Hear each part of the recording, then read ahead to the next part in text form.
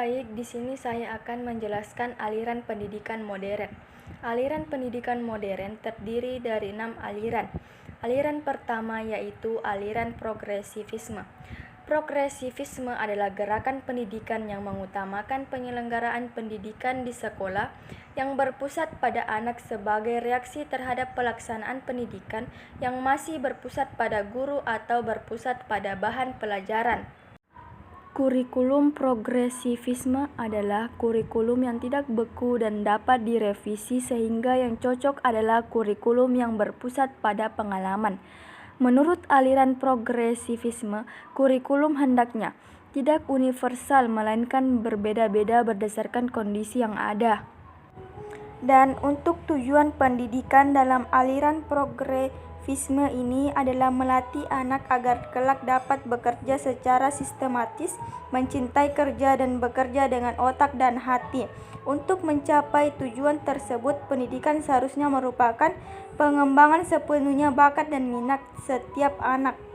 Metode pendidikan progresivisme secara umum terbagi menjadi 3 yaitu 1. Metode belajar aktif, 2. Metode memonitor kegiatan belajar, 3. Metode penelitian ilmiah. 2. Aliran esensialisme. Esensialisme modern adalah gerakan pendidikan yang memprotes aliran progresivisme terhadap nilai-nilai yang tertanam dalam warisan budaya dan sosial. Tujuan pendidikan dalam aliran ini adalah untuk menyampaikan warisan budaya dan sejarah melalui inti pengetahuan yang telah tertanam sepanjang waktu dan demikian berharga untuk diketahui orang. Pengetahuan ini diikuti oleh keterampilan sikap dan nilai yang tepat, bentuk unsur-unsur yang inti atau esensial dari sebuah pendidikan, bertujuan untuk mencapai standar akademik yang tinggi, pengembangan intelektual atau kecerdasan. 3. Aliran rekonstruksionalisme.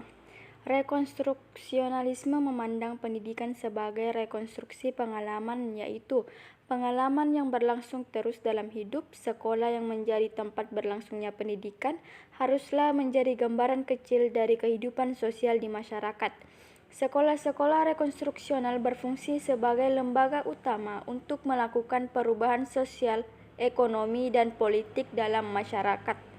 Tujuan pendidikan rekonstruksionalisme adalah untuk membangkitkan kesadaran peserta didik tentang masalah sosial, ekonomi, dan politik yang dihadapi umat manusia dalam skala global dan mengajarkan kepada mereka keterampilan yang diperlukan untuk mengatasi masalah-masalah tersebut.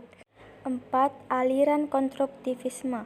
Aliran konstruktivisme adalah aliran yang menekankan bahwa pengetahuan adalah konstruksi atau bentukan.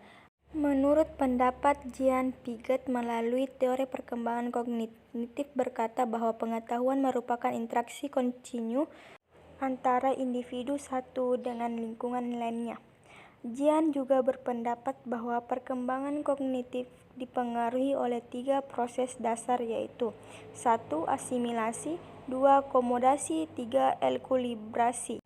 5. Aliran perennialisme adalah gerakan pendidikan yang mempertahankan bahwa nilai-nilai universal itu ada dan bahwa hendaknya merupakan suatu pencarian dan penanaman kebenaran-kebenaran dan nilai-nilai tersebut.